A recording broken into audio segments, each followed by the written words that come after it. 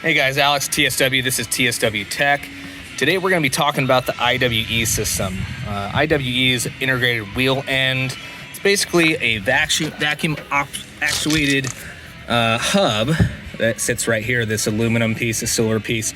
You get a vacuum line that goes up into a solenoid, into a vacuum system. Basically how this works is when you're in two-wheel drive, it is going to apply vacuum and it's going to suck in the IWE and disengage that wheel end so that you're not spinning your CV axles, front differential, and front driveline. Now, what typically happens is two things.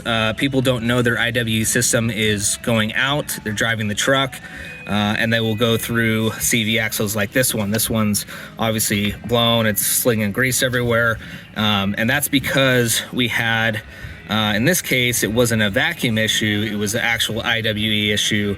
They do break, the plastic breaks inside of them, and it's a pretty easy job if you have some basic hand tools and a jack and a impact gun.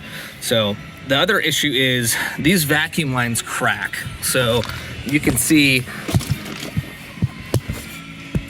basically this vacuum line goes up and then it will go into this solenoid here.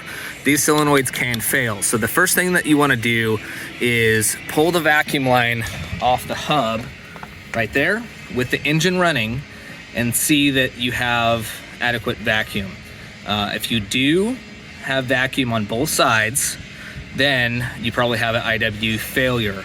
If you don't have vacuum, you A, have a crack in your line, B, a common thing is when shocks are going on these trucks, there's a top wedge plate here.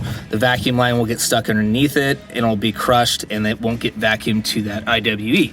The third thing is this solenoid. Now these solenoids go bad sometimes, but a good way to test for that is if you can bypass this and put a T connector in, connect this one to this one, and you're basically gonna bypass that solenoid. If you have vacuum at the IWE at that point, it's probably the solenoid. It can be other issues like, you know, the actual connection to the solenoid, the wiring, the fuses, etc.